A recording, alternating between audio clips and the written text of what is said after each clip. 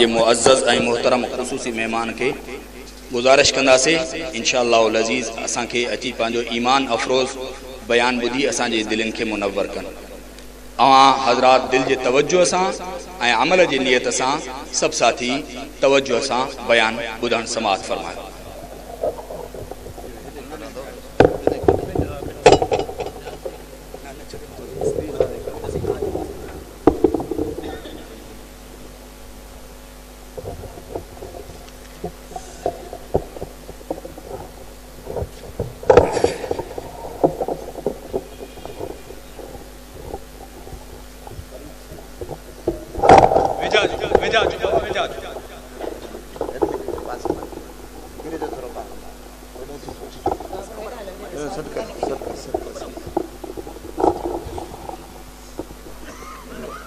अजीब गरीब ठाहे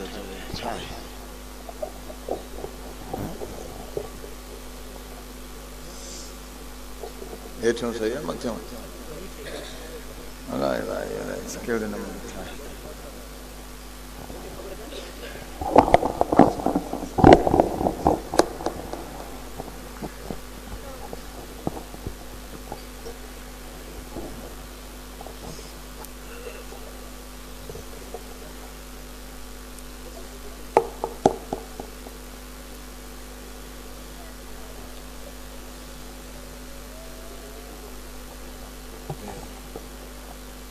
माण्हुनि खे ॾिसण ते ॾे न अलाए कहिड़ो वॾो आदो बीबी छॾे हिते हिते बसि हिते बंदि कर।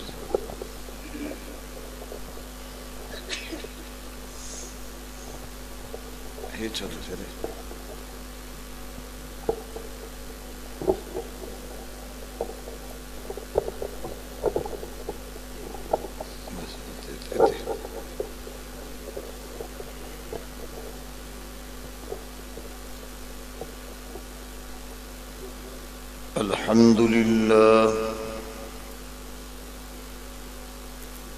अल्हम्दुलिल्लाह नहमदुहु व नस्तईनुहु व नस्तगफिरुह व नु'मिनु बिही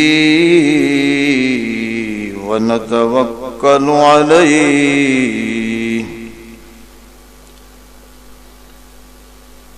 ونعوذ بالله من شرور أنفسنا ومن سيئات أعمالنا من يهده الله فلا مضل له ومن يضلله فلا هادي له ونشهد أن لا إله إلا الله وحده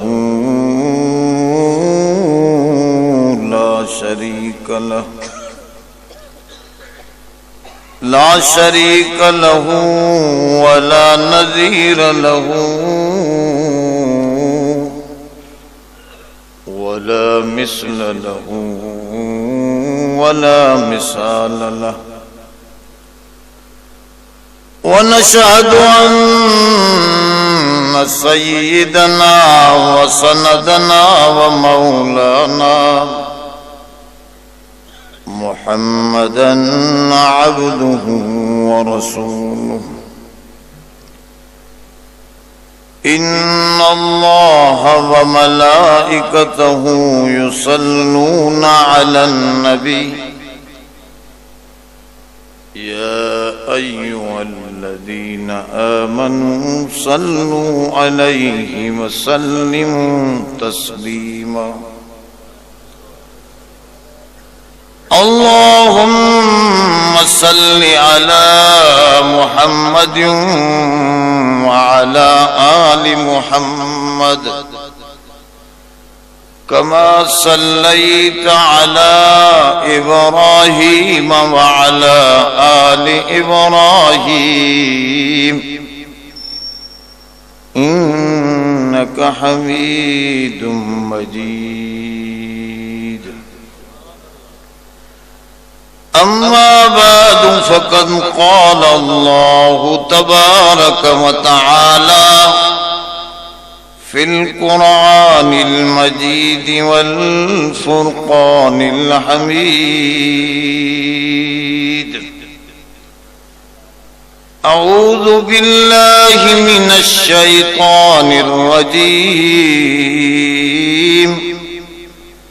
बिस्मिल्लाहिर रहमानिर रहीम। नून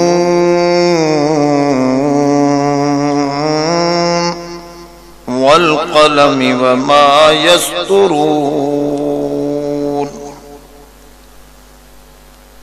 मा अंत बिनिअमति रब्बिक बिमजनून। व इन्न लक लअज्रन गैर ममनून। व इन्नक लअला खुलुकिन अज़ीम। फसतुबसिरु व युबसिरून बिअय्यिकुमुल मफ्तून।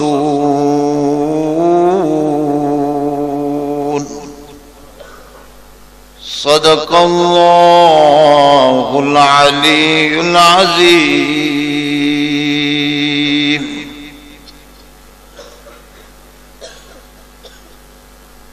दुरफ़शानी ने तेरे कतरों को दरिया कर दिया। दुरफ़शानी ने तेरे कतरों को दरिया कर दिया।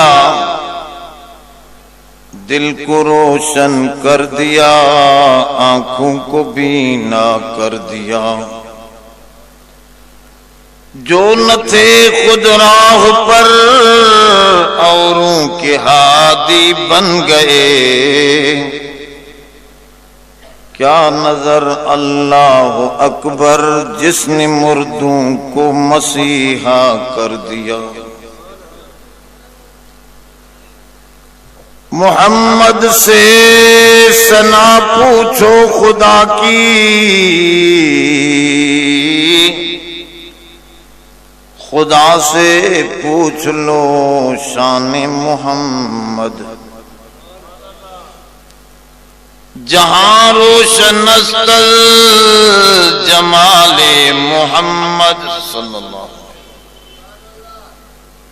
जहां रोशनस्तल जमाले मोहम्मद। दिलम जिंदा शुद अल विसाले मोहम्मद सल्लल्लाहु अलैहि वसल्लम। खुशा मस्जिदो मिंबरो दर्सगाहें के दरवे बुवद की लुकाले मोहम्मद सल्लल्लाहु अलैहि वसल्लम। खुशा चश्म को बिंगरद मुस्तफा। खुशा दिल के दारद ख्याले मोहम्मद सल्लल्लाहु अलैहि वसल्लम। दरूद शरीफ बुलंद आवाज़ से। अल्लाहुम्मा सल्लि अला सय्यिदना व मौलाना मुहम्मदिन नबिय्यिल उम्मी व अला आलिहि व बारिक व सल्लिम अदद कुल्लि मालूमिन लक दाइमन अबदा। मोहतरम दोस्तों, इस सूरत कलम जो इब्तदाई आयतों अवांजे साम्हूं मां तिलावत कयूं हुयूं। इन्हनि आयतन के मुतलिक मुख्तसरन अवांजे साम्हूं पंहिंजे मारूज़ात के पेश कंदुसि। अल्लाह खां दुआ है तरफ साईं असां तव्हां सभिनी खे इमामुल अंबिया मोहम्मद मुस्तफ़ा से सच्ची मोहब्बत नसीब फरमाए।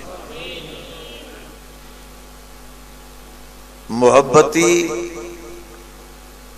वो ईंधन आहे जैसा इंसान जी गाड़ी तेज रफ्तारी से जन्नत ॾांहुं हलंदी आहे। जेको इन मोहब्बत वारी ईंधन खां ख़ाली आहे उन जी गाड़ी हली न सघंदी। इहो वॾो ईंधन आहे, ॾिसण में न ईंदो आहे, पर इहो इंसान खे गरमाईंदो रहंदो आहे, शर्माईंदो रहंदो आहे, कदम कदम ते इन जी रहबरी ऐं रहनुमाई कंदो आहे।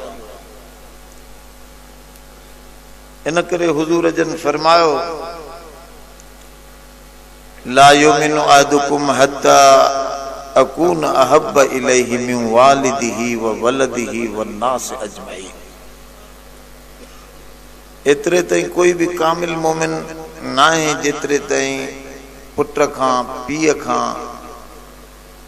पूरी इंसानियत खां मां मोहम्मद मुस्तफ़ा सां उन जी मोहब्बत वधीक ना है, उन जो ईमान भी कामिल ना है। इन जी माना तो मोहब्बत ईमान जो मतलबी मकसदी जुज़ो आहे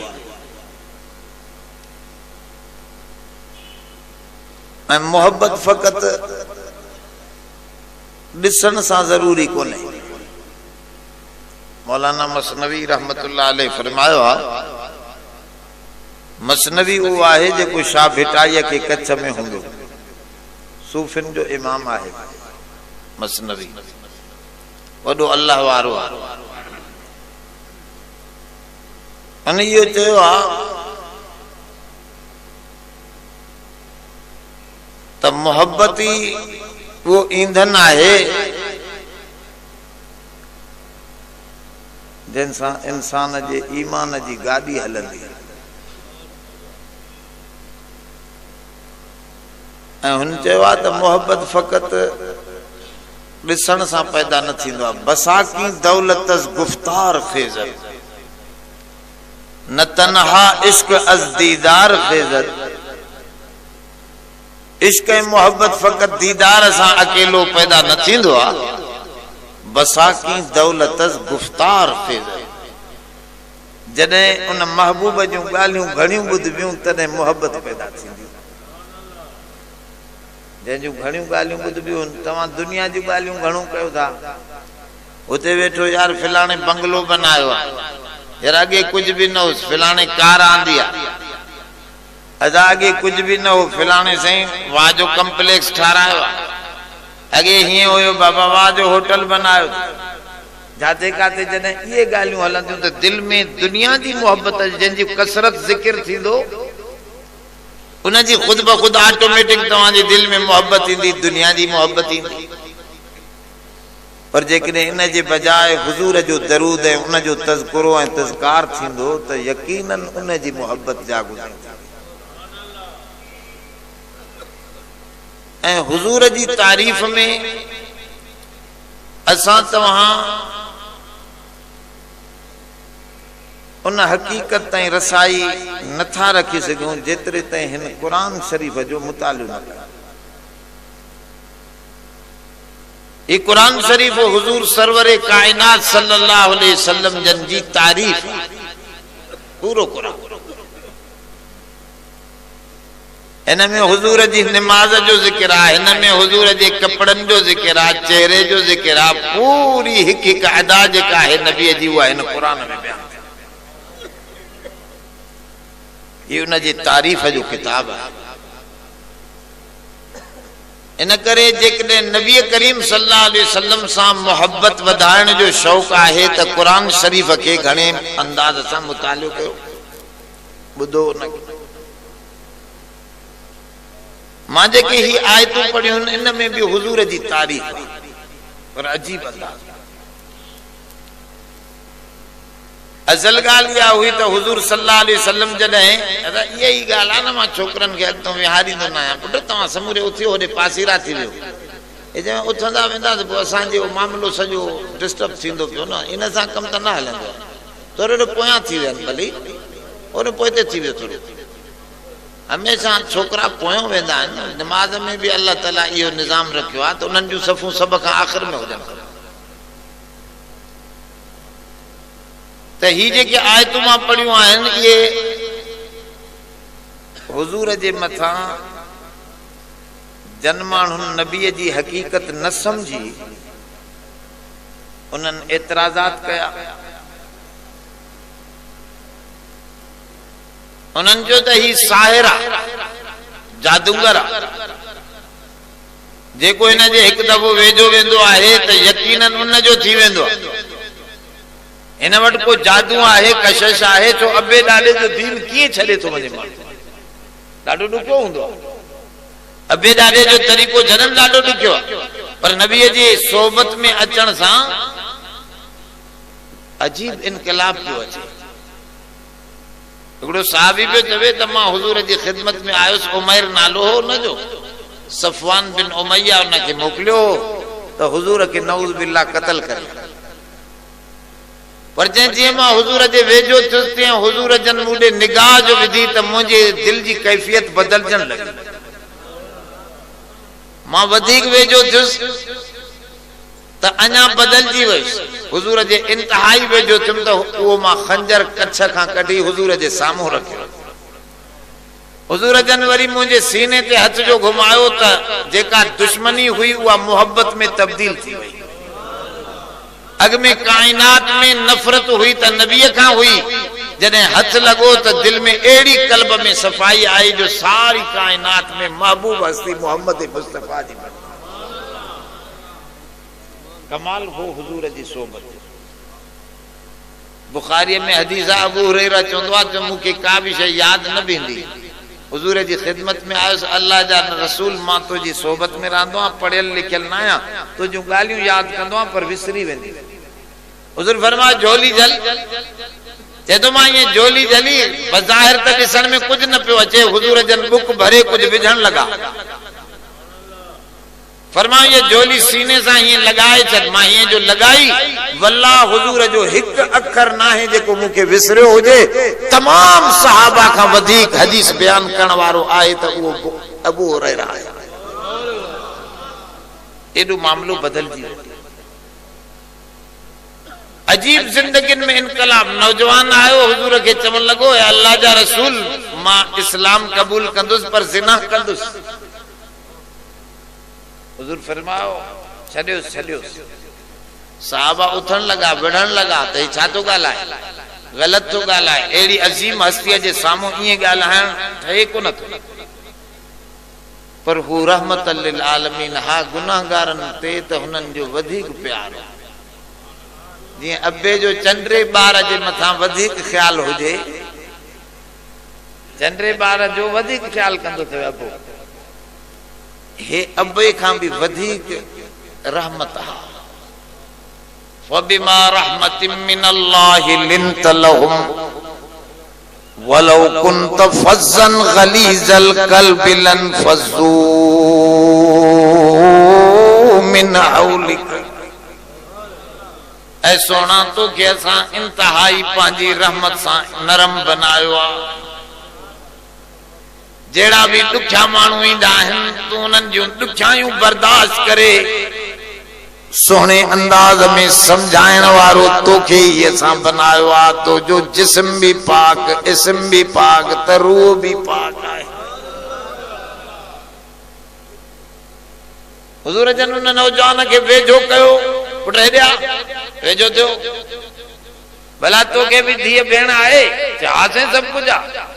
फरमा उन ॾे को बुरी निगाह करे त तोखे वणंदो? चइसि न वणंदो, गैरती आहे मां। फरमा त पोइ ॿियनि जी बि त गैरत आहे। पुट वेझो थी हेॾे। वो चए थो हुज़ूर मुंहिंजे सीने ते हथ घुमायो, बर्द अना मिली ही हुज़ूर जे आंगरनि जी थधाण मां पंहिंजे सीने में महसूस कई।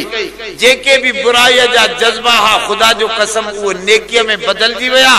मां मरंदो मरी वियुसि, कॾहिं गैर औरत ॾे निगाह तक मुंहिंजी न वई। वॾो कमाल हो। हुज़ूर अजीब अंदाज में ये शे ॾिसी करे हू काफ़र पिया समझनि त ही जादूगर आहे, ही जादूगर आहे। पर जादूगर त 2 रुपयनि जे करे डिबकी वजाईंदा आहिनि, पैसनि जी कढ हूंदा आहिनि। ऐं ही पियो ऐलान करे इन अजरिया इल्ला अल्लाह, मुझो अजर त रब जे मथा आहे। मां 3 महीना बुख काटे तव्हां के हक जी गाल बुधाया था, कुछ न तो घुरा तव्हां खां, सब कुछ तव्हां जो आ, सब कुछ तव्हां जो आ।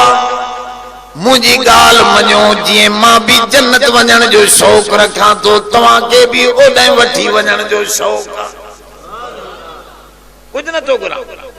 हुजूर फरमाओ जेकॾहिं को गरीब माण्हू मरी वञे त उन जे कर्ज़े जो ज़िम्मेदार मां आहियां, पर जेकॾहिं को अमीर वञे मरी वञे त उन जी मिल्कियत मूंखे न खपे, पंहिंजे बचड़नि में विरहाए छॾियोसि।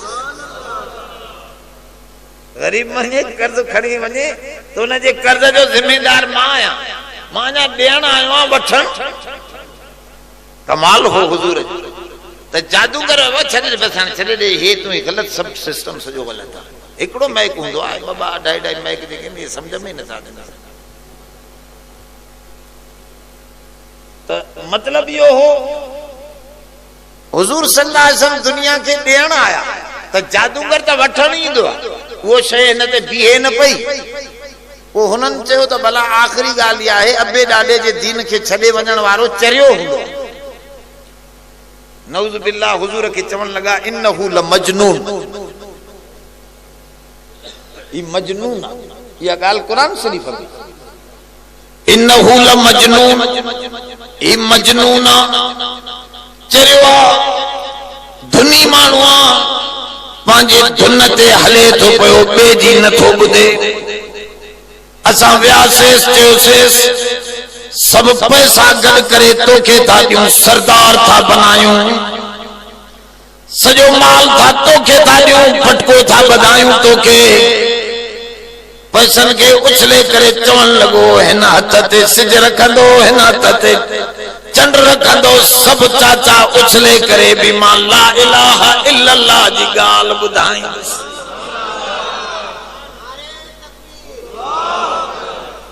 तो हो समझन पिया तो ही चरियो आ, धुनी माण्हू आ, पंहिंजे फिक्र जो माण्हू, न पैसा तो वठे। चयोसि बाबा जेका औरत तोखे हसीन लगे उन सां शादी करायूं, ॿुधे ई कोन तो। नऊज़ बिल्लाह सुम नऊज़ बिल्लाह, ही चरियो आ, मजनून। हालांकि इंसान जे अंदर इंसान सारी कायनात जो खुलासो, इंसान सारी कायनात जो अज़ामे सबइयत भी आहे, दरिंदगी भी आहे। जी शींह में, नहर में, कुत्ते में दरिंदगी आ, फाड़ण, इंसान जे अंदर दरिंदगी भी आहे। ये विढ़ंदो आ, ये जोशीलो आ, ये जज्बाती आ, ये गज़बनाक आ, कावड़जी पवे त अलाए छा जो छा कंदो आ। इहा शइ बि इंसान में रखियल आहे। ऐं हिन में हैवानियत भी आहे, जानवर पनी भी आहे। वो हिर्स ड्रॉ कयूं बीठो तॾहिं भी साए गाह में चक विझंदो, या इंसान में हिर्स जी कैफियत भी। पर इंसानियत में हिकड़ो जौहर आलिया, जंहिंजे करे हिन खे सारनि जानवरनि जे मथां सरदार मञियो वियो, वो आहे अकल जो।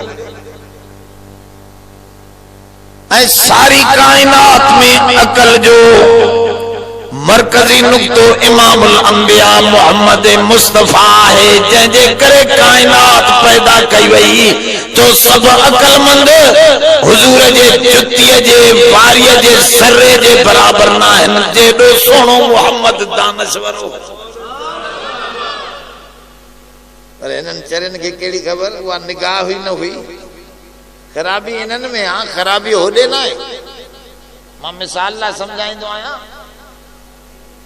साफ़ पानी पियो हुजे, छोकिरे जो गिरा किरी पियो लोटे में, हुनमें पियो तके त अबा मुंहिंजो हे छोरो खणी विया, मानी खणी विया, पीउ खे वठी आया, पीउ बि हुयो चूतियो टाइप जो माण्हू, भॼंदो आयो, हुनमें जो ॾिठई लोटे में त अड़े हिन में त अछी ॾाड़ीअ वारो वेठो आहे, वरी पंहिंजो मुंहुं पियो ॾिसे।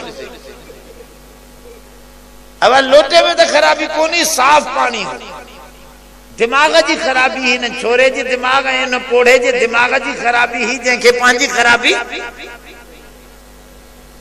ये मुझो सुनो मोहम्मद अकलमंद हो पर जन जी दिमाग जी खराबी ही उन्हनि खे ॿी का शइ समझ में अचे पई, पंहिंजे दिमाग जा तिरवरा पिया नज़र अचनि, तॾहिं पिया चवनि इन्नहू लमजनून,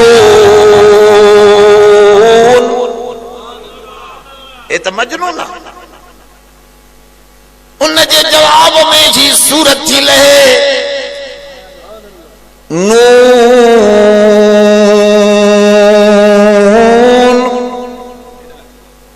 तवज्जो कजो, नून बाबा, इब्तिदा में भी नून,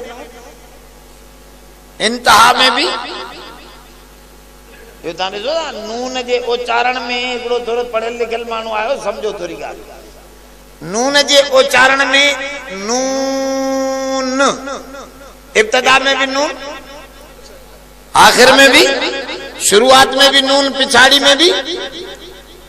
यानी बुधायो जो वनी अव्वल मा खलक़ल्लाहु रूह नबीक, पेरी पेरी से जेका पैदा थी कायनात जो मकसदी नुक्तो वो मोहम्मद मुस्तफा है, उन जो ज़ुहूर आखिर में थे थो पयो।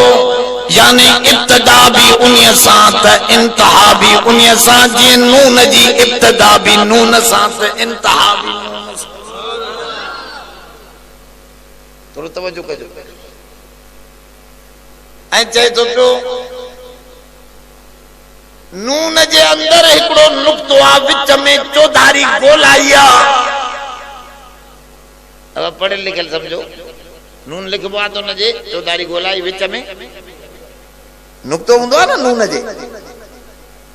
पिलकार जंहिंसां गोलाई निकिरंदी आहे, पिलकार उनखे चइबो आहे जंहिंसां गोलाई निकिरंदी आहे, उहा पहिरियों पहिरियों उन जी हिकिड़ी जंग रखबी, तुबको विच जो ठहंदो त पोइ गोलाई निकिरण शुरू थींदी।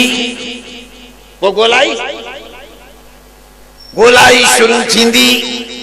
इहे पहिरियों तुबको उहो मोहम्मद मुस्तफा है, जंहिंसां अंबिया जी गोलाई शुरू थी वई।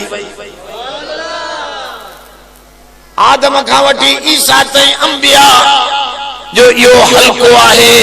जेकॾहिं विच जो टुको न लॻे त चो ॿाहिरीं गोलाई न निकिरंदी, हे मरकज़ी नुक्तो आहे। पर ज़ाहिर तॾहिं थींदो जॾहिं ॿाहिरीं गोलाई पूरी थींदी, तॾहिं हिन खे परे कबो, निकिरंदो पहिरियों, ज़ुहूर में सभ खां आख़िर में ईंदो। ये मोहम्मद मुस्तफा दे नून सां इशारो आ तो तवज्जो कजो, ही वो मरकजी नुक्तो आ जंहिंते सॼे अंबिया जो दायरो फिरियो आ। इन करे त ईसा अलैहिस्सलाम फरमायो आखिरी वक्त में, यारो मुझे छोड़ दो मैं जाऊंगा तो वो आएगा, वो आ रहा है। वो उर्दू में इंजील, वो आ रहा है जिसके जूते के तस्मे खोलने का लायक खुद को ईसा नहीं समझता।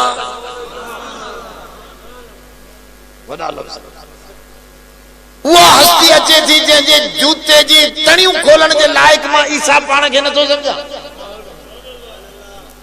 मां वेंदुसि त उहो ईंदो, मूंखे छॾियो यारो, मां वञा त उहो अचे न। दायरो पूरो थिए त वो नुक्तो ज़ाहिर थिए। इन करे नून के अग में रखियो वियो। उलमा लिखियो अल्लामा तबरी पहिरियों पहिरियों कुरान मजीद जो शारे आहे। तबरी हिकिड़ो तबरी शियो अहले तशय्युद सां ताल्लुक रखंदो, हिकिड़ो तबरी मुहक्किक आहे पुराणो जे तफसीर लिखी आ, पर उन में रिवायतूं रतबो याबिस घड़ियूं, माना जो कुछ उनखे मिलियो आहे उन लिखी छॾियो। हिकिड़ी रिवायत में ईंदो आहे त ही सॼी कायनात गोलो जेको आहे, इहा त क़ुरान शरीफ में भी हिकिड़ो इशारो आहे त ही सिज चंड सितारा समूरई ज़य्यन समा दुनिया बिमसाबी असा आसमान दुनिया के हिनन सितारन सा दियन सा चमकाए छड़ियो। अच्छा इन जे मथो बियो आसमान वरी टियों आसमान वरी सतों आसमान उन जे मथा अर्श पर अर्श जे हेठां वरी पानी आ काना अर्शहु अलल मा कुरान शरीफ में भी आया त अर्श जे हेठां जबरदस्त पानी तमाम वडो पानी आ। ई सजी कायनात डांद जे सिंग ते ऐं डांद वरी मच्छी जे पेट ते बीठल आहे। यह रिवायत आई पर यह रिवायत हुई इसराइली मजबूत रिवायत न हुई। उलमा जो तो इन जो छा मतलब अल्लामा उबैदुल्लाह सिंधी रहमतुल्लाह अलैह फरमायो त इन रिवायत जी त का हैसियत कोने अलबत्ता हिकड़ी गाल आहे इन धरती में कुछ हिस्सो खुशकी जो आ कुछ हिस्सो समंदर जो जेको खुशकी जो हिस्सो आ वो आबाद थिंदो आ डांद सां जकी सजी 6000 साल पुरानो मुअन जो दड़ो खोटे वियो उन में तवा के मोनोग्राम जेको मिलंदो उन जो वो डांद हो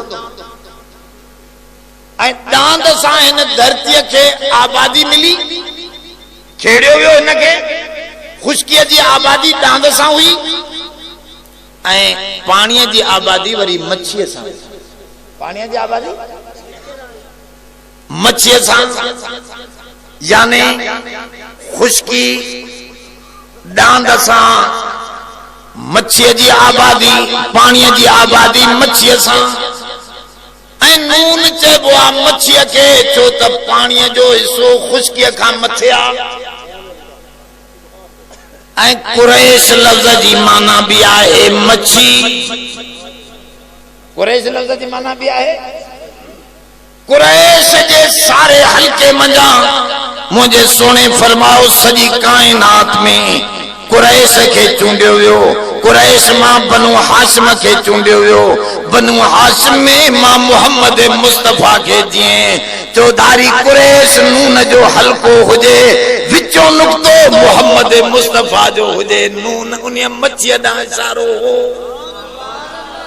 यानी ही कायनात की आबादी यानी आबादी ना इशारो जी डांद सां धरती जी आबादी पानी जी आबादी मच्छी सां ये नून इशारो हो तो मोहम्मद मुस्तफा हुआ अजीम हस्ती इनायत कम जैसा तवा दुनिया आखिरत तवा जी आबाद थी वरी हिकड़ी बात बी गाल बुधो हदीस में इंदो क़यामत जे दी या सही हदीस में त क़यामत जे दी पेरी पेरी जेका जन्नतन के ग़िज़ा खाराई वेंदी वा मच्छी हुंदी मच्छी जो जिगर हुंदी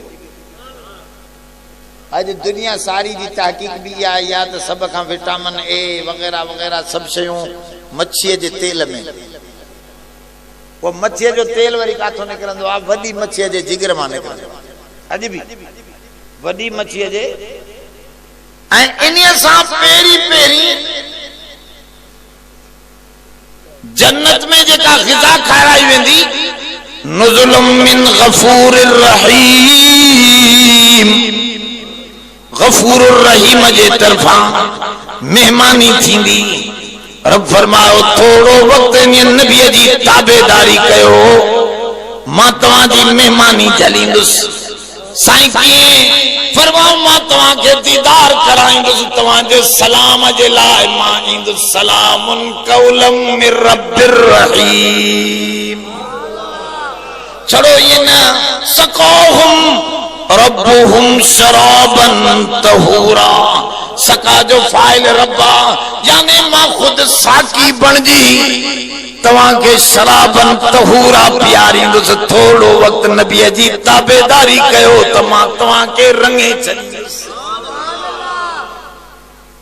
पेरी जेका मेहमानी मिलंदी उन में मच्छी मिलंदी अजा मच्छी नून जी माना भी मच्छी अरबी में जिन्नून इज़्ज़हब मुगाज़िबा कुरान शरीफ में आहे तो यूनुस अलैहिस्सलाम के चयो मच्छी वारो जिन्नून माना मच्छी नून वारो माना मच्छी वारो इन जे करे चयो त मच्छी सां हयात जाविदा मिलंदो हमेशा जी जिंदगी मिलंदी फरमाओ जी मच्छी जन्नत जी पेरी ग़िज़ा है जैसा हमेशा जी जिंदगी मुयसर थे थी ये कायनात के अंदर इन जन्नत में पहुंचाने वाली हस्ती मोहम्मद मुस्तफा जी है। इन करे फरमायो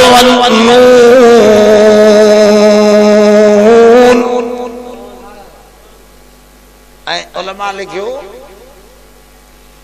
नून के बेड़े जी शक्ल भी है विच में कुछ है नून जी शक्ल जन बेड़े जी है।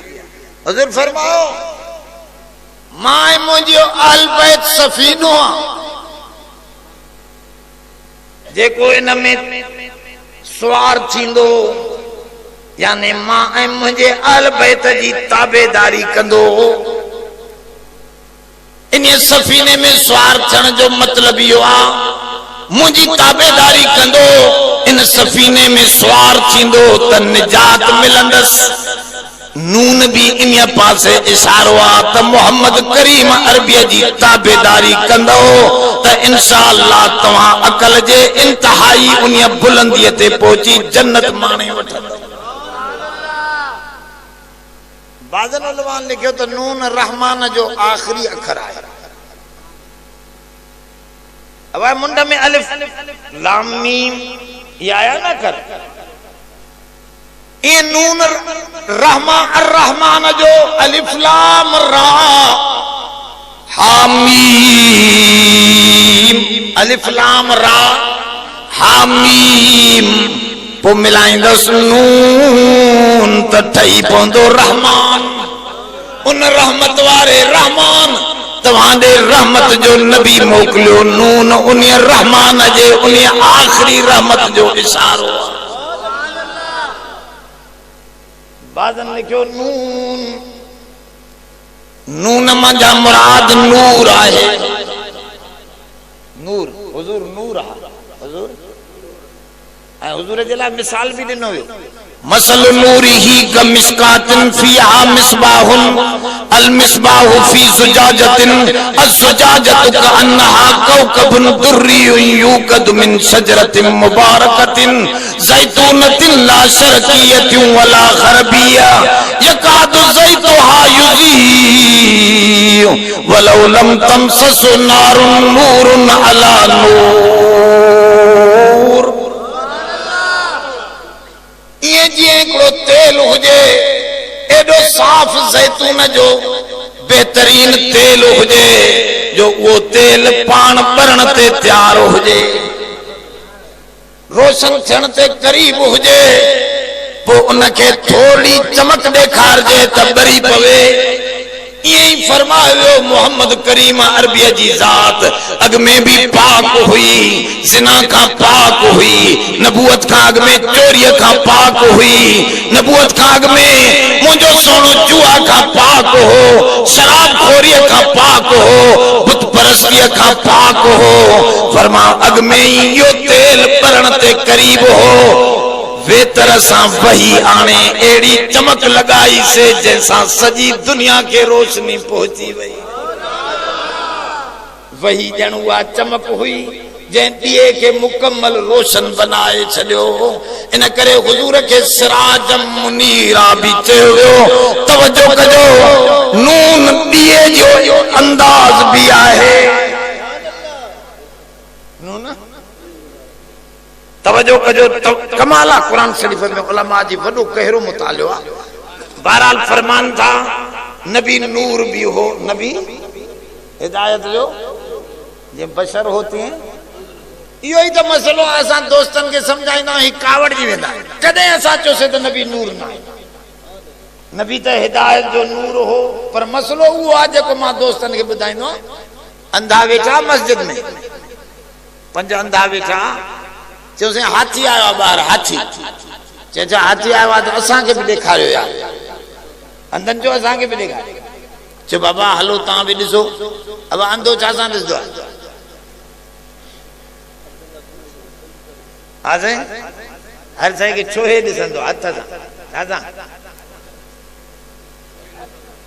हर जगह के हथ सा दिसंदो आ चलो बाबा हलो दिसो अंधो एकड़ो निकरी आयो हाथी जे पुठिए ते हथ रखे हथ रखी वही रहे। बियो आयो उनजे जंग के भाकुर पाए वही रहे। टियों आयो उनजे कन के हथाणी वही रहियो। चौथों आयो उनजे पुछ के हथाणी वही रहियो। पंजों आयो उनजी सूंड हीअं लड़के पई उनखे हथाणी वही रहियो। हाथी त हलियो पुछो बात ॿियो ख़बर हाथी कीअं थींदो आहे त हिकिड़े हंधि चयोसीं हाथी ईअं थींदो आहे जे मौली साहिब जेके मैज़ पई आहे न सिधी ईअं हाथी हूंदो आहे। ॿिए चयोसीं इहो अंधो हरामी थियो कूड़ हणे थो। मां पाण हथ सां हथ लाए ॾिठो आहे भाकुर पाए ॾिठो आहे मस्जिद जे गोल थंभे वांगुरु थींदो थियो। हुन जंग खे ॾिठो। टे चयोसीं इहे ॿई हरामी थियो कूड़ हणंदा थियो। बाबा तूं ॿुधा चइसां ईअं थींदो आहे जे मस्जिद जो ॿुहारो हुजे। उन पुछ खे ॾिठो हाणे चयो त ॿुहारे वांगुरु आहे। टियों चौथो चवणु लॻो साईं इहे टई ग़लति आहिनि मुंहिंजी ॻाल्हि सची अथई। जीअं छॼु हूंदो आहे न जंहिंसां अन्न छाणबो आहे छंडबो आहे सभु चयोसीं हुन कन खे को ॾिठो हुन चयो त हाथी न वांगुरु। पंजे चयो साईं इहे सभु कूड़ था हणनि मां पाण हथ लाए ॾिठो आहे हीअं कपिड़े जो नोड़ ठाहे करे हीअं लड़काए ॾेखारिनि त साईं सफ़ा नरम हुयो हीअं कपिड़े जे नोड़ वांगुरु। जंग हफ्ताद द मिल्लत हमारा उज़्र बनी चुनदी दंद हकीकत रहे अफसान ज़दन। चए तो 72 फिरकन जो जंग इन नमूने जी आहे जो अंधन जो झेड़ो आहे। हिकिड़ी शइ ॾिठई हिकिड़ी हदीस लभंदो ॿियूं हदीसूं ॾिसंदो ई कोन। बस बाबा बुखारी लिखियो आहे मां हीअं कंदुसि। हे उलमाए देवबंद जो शान आहे तमाम हदीसन ते नजर आहे तमाम कुरान जी आयतन ते नजर आहे। इन हिकड़ी आयत ॾिठी नूर जी बसर वारियूं आयतूं विसरी वियसि। जो न इहो अंधो आहे सॼो उहो आहे जेको तमाम कुरान ते नजर रखी चवे त नबी नूर बि आहे त बशर बि आहे। अब थोरो समझो कजो त नून मां नूर ॾांहुं बि इशारो आहे नूर मां नुसरत ॾांहुं बि इशारो आहे। अलामा राज़ीअ सां जंग लॻी हिकिड़ो मुनाज़रो थियो इमाम राज़ी रहमतुल्लाह अलैह सां नसारे जो। त इमाम राज़ी उनखे अजीब दलील ॾिनो। उनजो बाबा ॻाल्हि इहा आहे जेकॾहिं तव्हां चओ था त नबी करीम सल्लल्लाहु अलैहि वसल्लम नऊज़ बिल्लाह ग़लति हो त तव्हां समूरई असां त ग़लति थी वेंदासीं अलाह बि ग़लति थी वेंदो। भला इहो कीअं नसारो हैरान थियो त इहो कीअं जे बाबा जेकॾहिं ग़लति नबी हुयो त जेके ख़बरूं ॾिनई उहे बि सचूं निकिरंदियूं रहियूं जेके ॻाल्हियूं ॿुधायई उहे बि सचूं निकिरंदियूं रहियूं। मुसैलमा कज़ाब कूड़े नबी के चऊं साईं फिलाणो खूह कौड़ो आहे महिरबानी करे तव्हां को पाणी पढ़ी ॾियो त विझूं मिठो थिए। चवनि था उहो पाणीअ ते दम करे जो ॾिनई उन खूह में जो विधऊं त अॻे खां वधीक कौड़ो थी वियो। ताईद मथो न आई न पर मुंहिंजे सोने मोहम्मद करीम अरबी अॼु ताईं मदीने में खूह उहो कौड़ो मौजूद आहे जंहिं खूह जे अंदर हुजूर गुरड़ी विधी त मिठो पाणी बणिजी वियो। रब जी नुसरत बि हले थी जे जहाद ते वया फतहूं ई फतहूं नुसरतूं ई नुसरतूं मददूं ई मददूं फरमाओ मुंहिंजे हथ ते कैसरो कसरा बर्बाद थी विया। वाकई ईअं थियो जो सहाबा जे हथ ते बर्बाद थी विया। बेसरो सामान्य जे आलम में मथों अल्लाह जी नुसरत नाज़िल थींदी रही। मालूम थियो त हे नबी अहिड़ो सचो हो जो रब भी हिन जी ताईद में हो। लेकिन यो गलत तो पो ये ताईदूं भी गलत वो तो नऊज़ बिल्लाह रब जी गाल भी समझ में न थी अचे। तंहिंजे करे फरमाओ नून उन नुसरत दा इशारो आ नून वल कलम। बाज़न लिखियो तो नून कुपड़ी जो आ कुपड़ी जी हुंदी है ना कुपड़ी नून कुपड़ी आहे कोई तो वल कलम जो लफ्ज अचे तो यानी कसम थी खई वनी कुपड़ी ऐं कलम जी। हे एड़ो नबी आयो हुजूर फरमाओ अन नबीउल कलम मां कलम जो नबी आया अन नबीउस सैफ मां तलवार जो नबी आया। हिकड़ा मानू बुराई ॾांहुं लठियूं वठी वेंदा आहिनि मां जन्नत ॾांहुं तलवार सां हकले हकले माण्हुनि खे तलवार सां भी जन्नत वठी वञण वारो आहियां। थोरो तवजो कजो, नून कलम ॾांहुं इशारो आहे। हुजूर जन जॾहिं हिजरत कई न, हिजरत कई त पागी जीअं पेराडू थींदा न, पेराडू सुराका बिन मालिक हिकिड़ो पागी हो, पेराडू हो जेको जीअं चोरनि जा पेर ॾिसबा उहो हुजूर जे पेरनि ते हलंदे हलंदे हुजूर खे लधाई। हुजूर जन बददुआ कई त रब इन जे नज़र खां बचा त हमरा जो घोड़ो ज़मीन में गिरी जैसे मां ॿीहर तव्हांजे ख़िलाफ़ न ॻाल्हाई। हुजूर फरमा मां दुआ थो कयां निकिरी वेंदो तुंहिंजो घोड़ो। वरी निकिरी आयो, वरी नियत बदली, वरी बददुआ थी, वरी गिरी वियो। टे दफ़ा इहा हालत थी। हाने समझी वियो त ही नबी सचो आ। हुजूर ॾे वेझो अची चवण लॻो, ऐं अल्लाह जा नबी तूं हिन मके जो वाली थींदे फिलाणी मके जी वादी मुंहिंजे नाले ते अलाटमेंट करे ॾे, मूंखे लिखी ॾे या वादी। हाणे वञे थो पियो, पोइ ईंदे तूं वाली थी, महिरबानी कर मूंखे लिखी ॾे। त हुजूर जन फरमा अबू बकर कलम कुपड़ी ॿाहिरि कढ त मां हिन खे सही करे ॾियां, लिखी तूं ॾे परचो त असां फिलाणी वादी हिन खे अलाटमेंट करे छॾीसीं। ऐं फरमा सुराका मां अल्लाह जो नबी सचो आं, तुंहिंजे हथ में किसरा ईरान जे बादशाह जा कंगण विधा वेंदा। हुजूर जन उलमा लिखियो त कमाल आहे, एॾो ख़तरनाक सफ़र हो जो 3 ॾींहं हुजूर जन गारे सौर में लिका हा। इन खतरनाक सफर में भी कलम ऐं कुपड़ी विसारी, माना त कलम सां एॾो प्यार हो जो इन खतरनाक सफर में भी मस कुपड़ी हुजूर सां साण आहे। जंगे बदर में उसाराए बदर आया, काफर कैदी थी आया 70 माण्हू। हुजूर फैसलो थियो त इन्हनि खां पैसा वठबा, इस्लाम कमज़ोर आहे, हथियार वठंदासीं, इन्हनि खे फिदियो वठो पोइ छॾींदा वञो। पर हुजूर जन फरमायो काफरन मां जेकॾहिं को पढ़ियल लिखियल आहे, मुंहिंजे मुसलमाननि जे 10 छोकरनि खे लिखाई सेखारे, कलम हलाइण सेखारे, बिना पैसे जे मां छॾे ॾींदुसि, छो त मूंखे कलम जो क़दर आहे। इकरा व रब्बुकल अकरम अल्लज़ी अल्लम बिल कलम, माना तालीम हुजूर तालीम जी टारगेट बदलजी वई। असली हुजूर जे ज़माने में भी इल्म हुयो बाबा, असली ॻाल्हि इहा हूंदी आहे त टारगेट समझबो आहे। पहिरियों तालीम जो त असांखे छा खपे, जेकॾहिं इंजीनियर खपनि त तालीम अहिड़े नमूने ठाहिबी जंहिंसां छोकिरा असांखे ज्यादा इंजीनियर मिलनि।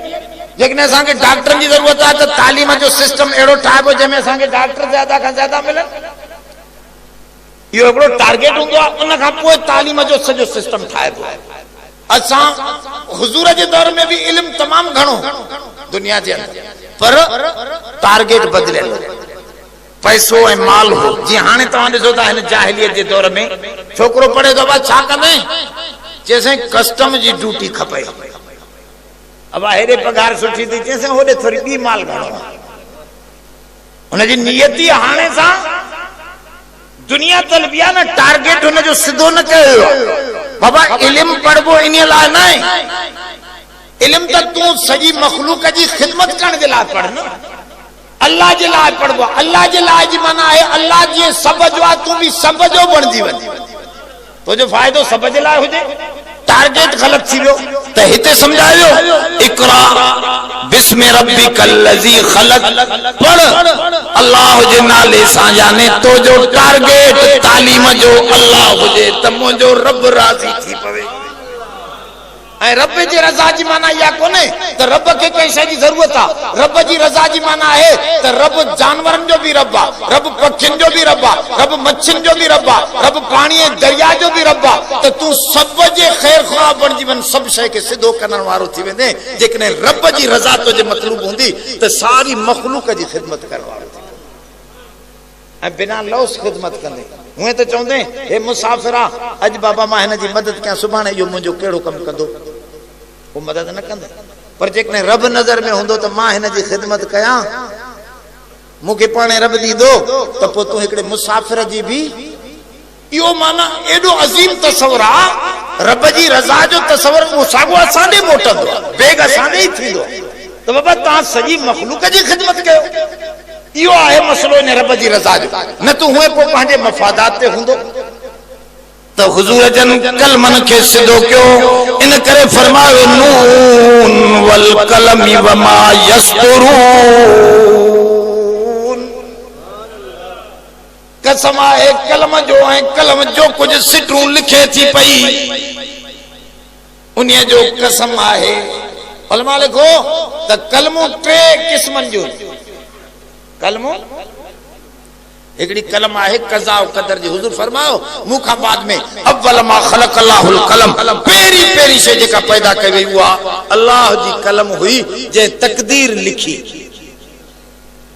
कुल्लुन फी किताबिन मुबीन वमा रतबिन वला याबिसन इल्ला फी किताबिन मुबीन का सुकी साई एड़ी से न हुई वणन जे पनन तक भी लिख जी वयो वारिय जे जरन तई भी सब कुछ हुजूर फरमा जफल कलम जे अल्लाह के मनन जरूरी है नबी के मनन जरूरी है तकदीर ते ईमान आन भी ए मानू तकदीर के न समझाइन इन कलम के न समझाइन इन जे करे शिरक थे तो एकड़े मानू जे ला लिखेलो बाबा त इन के शादी का 10 सालन का बाद में पुट थींदो हिंदू ला भी लिखेलो मसाल तकदीर में लिखेलो त इन मुसलमान छोकरे के शादी का 10 सालन का बाद में हिंदू छोकरे ला भी लिखेलो तकदीर में तो हिन के भी शादी का 10 सालन का बाद में पर तकदीर असां ॾिठी त न से ऐं ख़बर भी न हुई तकदीर जी ऐं यो मसलो समझल भी न हो तो हे छा जो असारो मुसलमान कब्रन ते चक्कर लींदो रहे अज हिन बुजुर्ग जी कब्र ते अज हुन बुजुर्ग जी इंदियो न मायूं साल सवा का पोए पाड़े ओड़े जो अमा दे खबर जामा खैर हो जे कुछ ही कोने जामा फिलानी कलंदर को तो 10 पुट वठी आई वे भी चंदे दे मां पे वना तैयार मुड़स के तैयार कंदी तो वारो कर केड़ो पर आ कलंदर वेजो अजे पुकरी पिटाई ते करे कलंदर ते बेचारी भजंदी रही हिन मुसलमान जे ज़हन में हमेशा कब्रूं फिरंदियूं रहियूं छो त जेको नजर में नाचे तो उन खुदा के मनण दे लाए कोई तैयार कोन वो अकलमंद समझे न त जेको दिसण में न तो अचे ही पाण के मख्फी करे असा के जे जाहिर कियो त असा पाण के मिटाए उन रब के दिसो असल मसलो यो पर असा या गाल समझी को कब्रूं ॾिठियूं त सिंगारे लो चंगा सब कुछ तो मिले हे दे भगो हिंदू वरी मूर्ति रे भगो अज हिन मूर्ति जे सामो सुभाणे शिकारपुर जी मूर्ति वरी रेड़की साहब जी मूर्ति कदी केड़े पासे रे मूर्तियों लगी पयुन अमरा करे गौसपुर जे मंदिर में बिठवा कदे केड़े मंदिर में बिठवा बेचारो हे भी भजंदो रहो जदे 10 साल से जेका तकदीर जो हो हे पोतो हमरा गौस बावलक मुल्तान वारे वठ असारो मुसलमान उन जी कब्र दे पोतो ए हे बिठो वनी रेड़की साहब वट डहर की 10 साल वो हमरा के पुट थियो हिन जो अदा मा सब पीर घुमिया पर गौस साहब जेड़ो कोई कोन नजर आयो आजे असा के दिनो तो उन्हें दिनो ए हिंदू जो सही मा के ते रेड़की साहब वारे दिनो जो बई गलत रहा हे भी गलत तो वो भी गलत रब से फरमाओ या बोली मन यसाउ इनासा व या बोली मन यसाउ ज़ुकूर जेके चाया दिया दिया जे शोएब नबी के 7 न्याणियों दई छदम जेके चाया पुट दिया जे याकूब नबी के 12 पुट दई छदम जेके चाया युसब्बिजो ज़ुकरान व इनासा जेके चाया पुट न्याणियों मिलाए दिया जे मोहम्मद करीम अरबी के मिलाए चलाए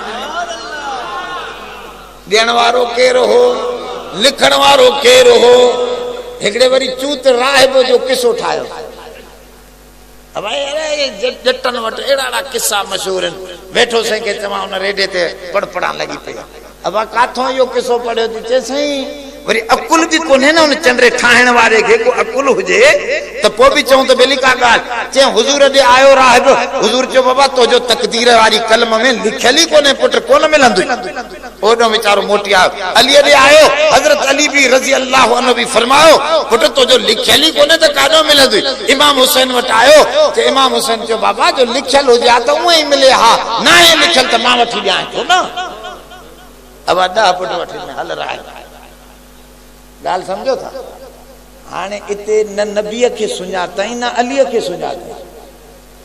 नऊज़ बिल्लाह उन्हनि जी बेहुरमती करे ऐं पुछेसि इहो वाक़ियो लिखियल कहिड़े किताब में आहे, कहिड़ी हदीस में आहे, कहिड़ी तारीख़ में आहे, सम्झा त सही थोरो। के बाबा तव्हां मुला मञींदा न आहियो न? हे जवाब खुदा जा बंदा तकदीर जो मसलो केर थो मिटाए? तकदीर जी माना है अल्लाह जो इल्म। तकदीर जी माना है लोहे महफूज न, लोहे महफूज भी शय आहे, उन में कुछ मिटाइबो आहे, कुछ लिखबो आहे। यमहुल्लाहु मा यशाउ युस्बित व इंदहु उम्मुल किताब। ऐं तकदीर जो माना है अल्लाह जो इल्म। अल्लाह जो इल्म आहे त फिलाणो जहन्नम में वेंदो, फिलाणे के हेतरा पुट थींदा। मिसाल जेकॾहिं ईअं न थिए त माना अल्लाह जो इल्म ग़लत थी वञे न बाबा। अल्लाह जे इल्म में हो त फिलाणे के हेतरा पुट थींदा, फिलाणे के पुट न थींदा। अल्लाह के मालूम हो त फिलाणे के पुट न थींदा। ऐं जेकॾहिं उनखे थी पिया त अल्लाह जो इल्म ग़लत थियो या सही थियो? वो अल्लाह जो इल्म ग़लत कीअं थींदो जॾहिं अल्लाह पोइ छाजो रहियो? चइबो त हे हमरा तकदीर खे सम्झो न आहे त हिकिड़ी कलम आहे जेका अल्लाह जे हथ में आहे, जंहिं सभु कुझु लिखी छॾियो आहे। हुज़ूर फरमायो जफ़ल कलम, कलम सुकी वई आहे, हाणे न वधंदो न कुटंदो। उन ते ईमान आहे। ॿी कलम आहे मा यल्फिज़ु मिन क़ौलिन इल्ला लदैहि रक़ीबुन अतीद। तव्हां जो कुझु ॻाल्हायो था पिया, तव्हांजे कुलनि ते फरिश्ता कलम झलियूं वेठा आहिनि, किरामन कातिबीन। वो कातिब लिखनि था वेठा। हमरा जी मोबाइल न पई हणे, उनखे बि गारियूं पियो हणे। हिकिड़े जी टीवी न पई हले त उनखे बि मां भेण जूं पियो गारियूं ॾे। हिकिड़े जो गॾु न पियो हले त उनखे बि गारियूं। बाबा भल गारियूं ॾे, पर जो कुझु ॻाल्हाए थो पियो सभु कुझु लिखजी रहियो थी। किरामन कातिबीन सब कुछ, जो कुछ ॻाल्हाए तो सब कुछ लिख दे तो, सही ॻाल्हाए तो गलत ॻाल्हाए तो, इन करे सोचे ॻाल्हाए तो कर। कलम फरिश्तन जे हथ में आहे। ऐं टी कलम आहे माण्हुनि जे हथ में, कंहिंजे हथ में? ऐं इहा कलम बि ग़लत थी वई आहे। हवा असांजे पासे ॾे वामडा वारनि वॾा वॾा थंबा आया आहिनि, लाहौर खां वठी ख़ाली थंबा कई साल थी विया, ॻरी बि विया, किरी बि विया, ड्रे बि विया। मां पुछियो हिकिड़े वॾे वामडा जे ऑफिसर खे, अरे हीअ छा आहे, कॾो का ॾिसंदा अचूं था के किरिया पिया आहिनि? चई साईं फिलाणे नवाज़ शरीफ़ जे फिलाणे दौर में फिलाणो जेको हमरा वॾो वज़ीर वामडा जो, उन साईं इहे अरबहा रुपया कागज़नि में साईं थंबा लॻी बि विया, तारा बि विछाइजी वियूं, वरी तूफ़ान में ड्रही बि वियूं, उहे ख़तम बि थी विया, कागज़नि में सभु कुझु लिखजी वियो, खाई बि हलियो। हवा इहो छा सां खाधई? ये ॻाल्हि सम्झो था? कलम डिंगी थिए न सॼो मुल्क बर्बाद थिए। कलम वॾी जलील शइ आहे।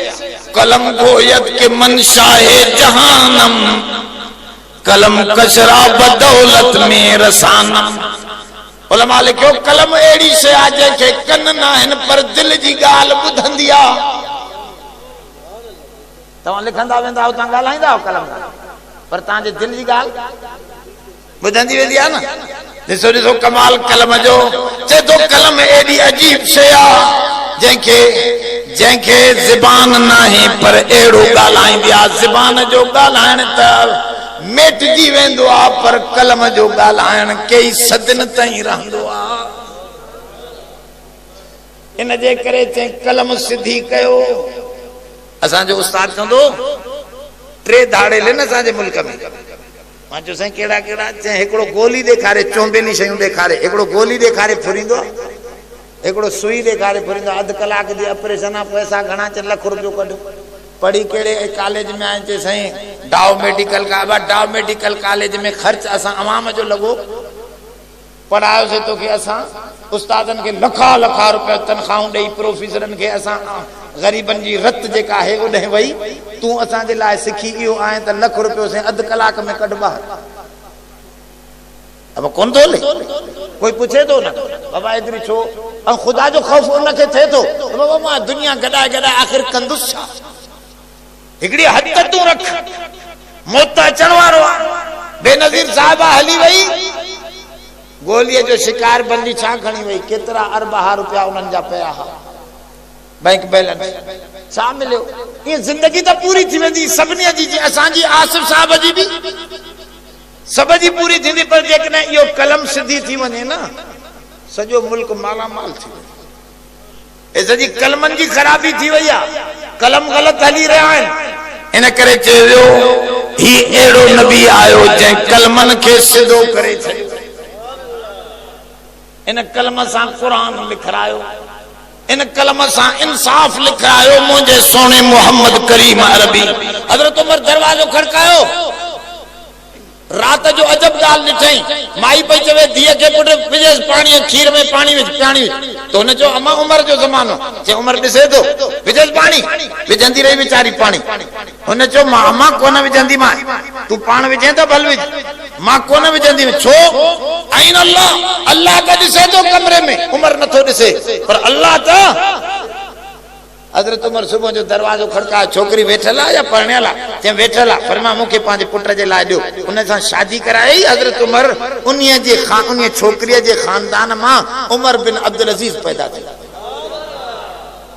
उमर बिन अब्दुल अज़ीज़ केरो हीअं लिखे वेठो महिमान अची वियो सरकारी पननि ते सही करे वेठो वॾे मुल्क जो बादशाह हो तमाम पाकिस्तान जेतिरो नंढड़ो मुल्क न हुयो इराक उर्दन शाम यमन मिस्र बहरीन कतर हिजाज सारा ओ होदे अफ्रीका ताईं इटली ताईं हुन जी गवर्नमेंट ही सिंध हिंद जे कुछ इलाकनि ताईं हुन जी गवर्नमेंट ही यो उमर बिन अब्दुल अज़ीज़ खजाने जा पैसा लिखंदो वेठो आहे उन में हिसाब ॾिसंदो वेठो आहे सहियूं कंदो वञे थो त हिन जो महिमान आयो हिन जी कलम खणी सरकारी ईअं पन्ने ते लीका पातई त यकदम हिन कढी आधी अध दिरम कढी फरमा पुट यो मुंहिंजे खजाने में दाख़िल कराया चयो साईं कहिड़ी मुद्द में दाख़िल करायूं कहिड़े हुन में छा में यो कहिड़ी शइ में दाख़िल करायूं यो अध दिरम चयो इहो सरकारी खजाने में इन करे दाख़िल कयो जो उमर बिन अब्दुल अज़ीज़ मेहमान गलत कलम हलाई जेका सरकारी कलम हुई या मस हलाइण जो हक़ कोन हो इन मस मेहमान खां नथो वठां मां पंहिंजे जेब मां भरे ॾियां थो पियो जो क़यामत जे ॾींहं मथां मूंखे गलत कलम हलाइण जे करे पुछा न थी नून वल कलम वमा यस्तरो हुजूर एड़ो मिलो जे कलमन के एडो सिधो बनायो जो एक लीको भी गलत कलम नथी पाए सके फरमा एड़ो नबी तवा के न हिन के बेवकूफ था चो तवा बेवकूफ आयो एरे अकलमंद के जे सजी दुनिया के दुरुस्त अंदाज से हलायो मा अंत बिनेमत रब्बिक बिमजनून ऐ सोना तो अल्लाह जी नेमत से चरियो ना है चरियो की अरे तवज्जो त कयो हमरा आयो चे पाड़े वारो तंग थो करे हुजूर जन फरमाओ को तो जो छा ॻाल्हि चइसे मां लॾे वेंदुसि हुजूर फरमा न लॾे वञ चइसे पोइ छा कयां फरमा तूं पोइ हीअं कर कपड़ा टपड़ वग़ैरह पेटियूं वग़ैरह ॿाहिरि कढी रोड ते वेही रहो कुछ वक्त ते वेही वञी मां हिकिड़ी अटकल ॾसियां तो मन इन सां ॻाल्हि सुधारे में अची वञे चइसे ठीकु आहे पोइ मां माण्हू जो पुछनि त छा चवां तूं बसि एतिरो चवंदो रहो त पाड़े वारे तंग कयो आहे थोरो बस एतिरो लफ़्ज़ वधीक कुछ भी न ॻाल्हाए हे हमरा टपड़ कढी वेही रहियो हमरा को लंघियो अचे अबा छा आहे चई अदा टपड़ कढिया आहिनि जो पाड़े वारे तंग कयो आहे चई यार वॾो हरामी आहे कुते जो पुटु आहे कोई कहिड़ो लफ़्ज़ कढियो कोई कहिड़ो लफ़्ज़ कढियो पाड़े वारो यकी सुबुह खां वठी मंझंदि ताईं ॿुधाई मंझंदि जो ॿाहिरि निकिरी आयो ख़ुदा खे मन तोबा थो कयां ॿेरां तोसां कोई हरकत न कंदो या टपड़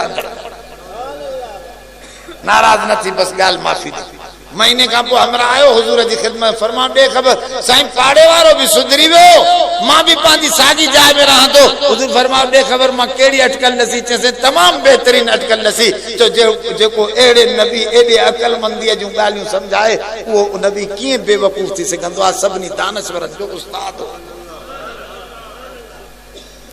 साहबा किराम कुटनि पिया एकड़े काफर के मोचड़ा पे आनन वो जासूस हो ऐन अरबी में जासूस के ऐन चेबो उबा ऐन पकड़े आया ब जासूस पकड़े आया उनके पुछन पे आड़े घणा था जो काफर घणा मानू था गजी अचन असा जे मुकाबले दुश्मन जी ताकत मालूम करण जरूरी हुंदी है तो वो चवन लगा वो जासूस चवन लगा वल्लाह वल्लात कसीर लात जो कसम पांजे पुत जो नालो पे खण हालांकि कसम भी गैरुल्लाह जो हराम मानू पुत्र जो कसम खणंदा आहिनि कलंदर जो कसम खणंदा आहिनि अलीअ जो कसम खणंदा आहिनि सब कसम हराम आहिनि मन हलफ ले गैरिल्लाह फक़त अशरक जेको अल्लाह खां सवा ॿियनि जो कसम खणे थो न शिरक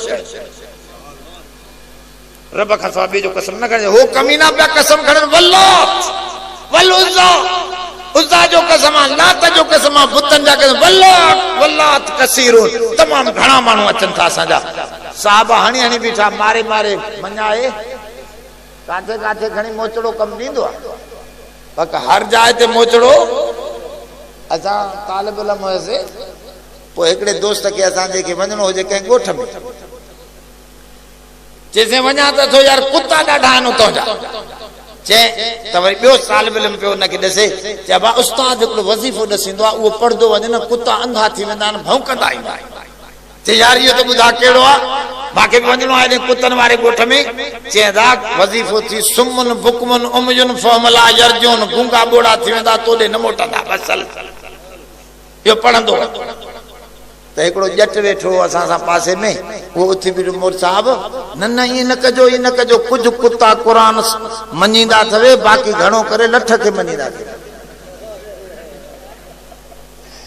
कुछ कुत्ता कुरान तो कुछ मानू कुरान जा दलील समझदा है न कुछ वरी मोचड़े जी जुबान समझदा है अब गाल समझो था ना सब मानू के दलील थोड़ी समझदा मोचड़ो होजे तो मजाला फिरका ठाए ए सब फिरकन जो को नतीजो ठयो आ न फिलानो हर को पांजो एकड़ो जुदा डेढ़ चावरन जो देगड़ो चाढ़ी बैठा आजा मुंजी पार्टी जुदा है मुंजी पार्टी जुदा है मुंजी पार्टी जुदा मोचड़ो कोने जो होजे न सऊदी अरब में तो पार्टियां ठाइन अरे असल गाल है तो गवर्नमेंट इन्हन के सब के आजाद है तू जी बकवास कंदो वत वो अजीजुल्लाह बो हुआ से मां हदीस के न थो वणा सब गलत लिखियो पिया नबी जी ओ घर लिखी पिया फलानी लिखी पिया अंधा तो के समझ ना अचे त के उस्ताद वट वनी समझ न बाकी इयो तो मां मन्या न थो मोचड़ो होजे त की अजीजुल्लाह जो दिमाग ठीक थी असल गाल बाबा हजरत उमर जे जमाने में एकड़ो मानू दुनिया के विजंदो हो शुभा इस्लाम सही कुरान में हे गाल अलाए किया यार गलत था हे गाल अलाए किया हजरत उमर जोड़े न के माडे मोकलियो उना के वठी आया मिस्र का हजरत उमर एकड़ो तुधो हमरा बिहार नौजवान अब सुबह जो भी छड़ियो खजी जू ब छड़ियो भनी छरेस पुठिए ते शाम जो भी भनी छरे पुठिए का रत पई वे सुबह जो जदे ट्रेन थियो त हजरत अली हजरत अब्बास के हजरत उमर वठी आयो अब इने के थोरो समझायो इन जा शुभहात दिमाग में जेके आइन इन जे जवाब दियो तो हो उथी बिठो साईं मोके कोई सुबह रहियो ही कोने छडियो तो मैं घर वना हे सजी दिमाग जी गाय मानी ढवते मिलिया है न चंद्रे के मोचड़ो लगो ही ना है पो सुबह आ पो या पो एतराजा पो गालियो मोचड़ो हो जे तो बदल पो कोन तंजे करे बाबा सब मानू दलील जी जुबान कोन समझदा कलमान लाए अंजलनल हदीद फी बासन शदीद कुरान मजीद में अल्लाह ताला फरमाओ जी असा कुरान लाथा से किताब लाथा से ये लो भी मथों लाधवा जे में बड़ो सब खतरनाक भव ए खौफा तंजे करे लोह के भी मजबूत कयो तो मामला सब सदा आयदु लहु मस्ततातुम मिन रिबातिल खैल बहरहाल मुझे चवण जो मतलब ही हुआ तो साहब उन के मोचड़ा हणी हणी बीठा पर समझाए न सकिया पुछी न सकिया हुजूर जन फरमा मुरे वठी अचो वठी आया हुजूर दे हुजूर पूछो बाबा घणो वक्त ते उए उठ घणा कोन था जैसे 9 या 10 उठ हुजूर फरमा असान जे अरबन में रवाजा 100 मानू जेको आ हिकड़ो उठ उन जो गोश्त छो त गोश्त खाइंदा आहिन अनाज न खाइंदा बस ये मानू 1000 अचन था असान जे मुकाबले में तारीख लिठो नबी जी दानश्वरी या जाहिर थी जितरा हुजूर अंग बुधाया 1000 जा वाकई उहे मानू भी 1000 आया उहे काफर जंग बदर में 1000 जन आया उन का वधिक न हा नबी करीम मिनट में उनन का गाल कढी वती चो सबनी कायनात के अंदर जेकने दानश्वर नबी हुयो तो वो मोहम्मद मुस्तफा जे घर भी हलाए दिखारे असा तमा तो एकड़ी जाल भी न था हलाए रोज झेड़ो आजे बजालू के न नबी करीम सल्लल्लाहु अलैहि वसल्लम के घणियों घरवारी 9 घरवारियों बबानियों 11 हरम हा हुजूर जा 11 हरम हा एकड़े दी अची पूछो सही केड़ी सा मोहब्बत आ तवा जी हुजूर का पूछन लगियो तो हुजूर जन फरमायो यो सवाल दुखियो आ इन जो जवाब सुभाणे वठो हाने जेकने असा वांगुर चवन त मुके सब प्यारा होतो मुके त यो कूड़ा छो त दिल हिका हिक सा थींदी समझे नबी एतरे कूड़ का भी पाक हुंदो एतरे कूड़ का भी इंतहाई पाक जो ख्वाब भी पाक निंद्र भी पाक जाग भी पाक उथण भी पाक सब शय उन जी पाक हुंदी आ ओ कूड़ का इंतहाई बुलंद हुंदो त तो वो कीअं चवे तो मूंखे सभु प्यारियूं, वरी जेकॾहिं चवे तो मूंखे आयशा प्यारी आहे त ॿियूं नाराज़ थी वञनि। सुबुह जो हुज़ूर जन सभिनी खे हिकु हिकु दिरहम ॾिनो ऐं नबीअ जो राज़ हो, नबीअ जो हक़ हिकु चयूं घरवारीअ खे तोखे ॾियां थो, ॿिए खे न ॿुधाइजांइ। ऐं चयो जीअं नबी पाक हो तीअं घरवारियूं बि सुठी घरवारियूं आहे जेका मुड़ुस जो राज़ लिकाए रखे, ॿिए खे न ॿुधाए। अत्तय्यिबातु लित्तय्यिबीन, नबी पाक हो तो न जूं घरवारियूं बि पाकीज़ा हुयूं। हुजूर जन सब के दिरम दिरम ॾेई विया रात जो। सुबुह जो वरी रात थियो त साईं समूरे गॾिजी आयूं। साईं ॾाढो अजीब सवाल हो, दिलचस्प सवाल हो, असांखे सम्झायो सोना कंहिंसां मोह तव्हांजी मोहब्बत आहे? हुजूर जन फरमाया दिरहम वारीअ सां मुंहिंजी मोहब्बत आहे।